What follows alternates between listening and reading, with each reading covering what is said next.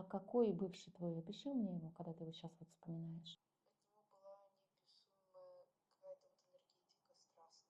А сейчас какой мужчина рядом с тобой? Спокойный, он любит меня очень сильно.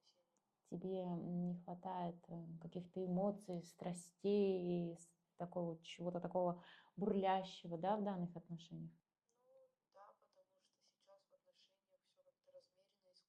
На самом деле в здоровых отношениях именно так, потому что есть уверенность в партнере. Ну, я как вспомню, сколько я плакала, он то уходил, то приходил. Понимаю, да? Сейчас тебе сложно адаптироваться к такой размеренному образу жизни.